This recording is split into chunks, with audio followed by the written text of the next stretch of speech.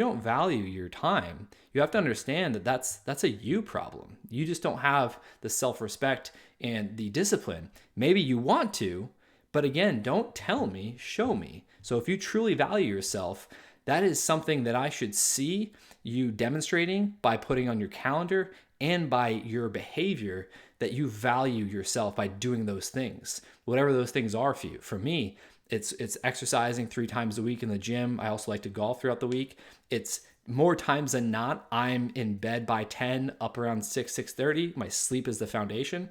And then every day I have a choice of what I put in my body. Besides our mind, that's the most important choice we have, is what we consume in terms of food and beverages. So those are my 3 non-negotiables that I stick to.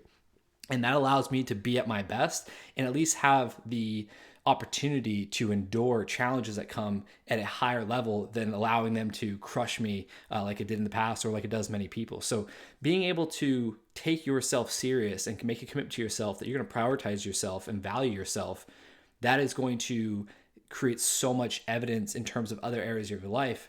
And at the end of the day, when you value yourself, you become better and you demonstrate better for other people, and they become inspired to do the same. And so we have to remember, overcommitment, it's not a badge of honor.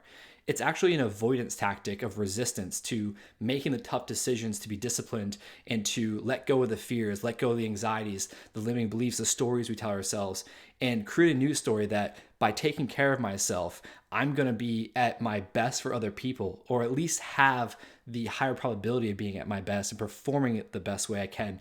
Because at the end of the day, the results we get in our lives depend on the level of which we show up and perform in those areas of lives. And that all comes back to our psychology. And that's going to be for another video. I'm going to break down four simplified layers of psychology, of mindset.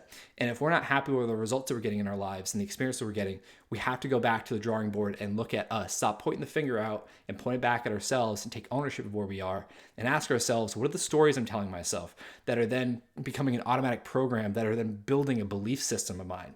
And how is that belief system helping me filter the incoming information for better or worse, which may be keeping me stuck or allowing me to grow, move forward? And then how does that belief system and that story create meaning and determine the value that I see in things and get out of life? And all of that creates our identity. And how does that system create the identity that then circles back to the stories I'm telling myself and reinforce my identity, my belief system, and then my behavior, which all creates the personal reality that I'm experiencing? So at the end of the day, remember, overcommitment, it's a self-respect problem. It's a harsh truth, and it's also the very thing you need to hear to have permission to take care of yourself first. Prioritize what matters by demonstration.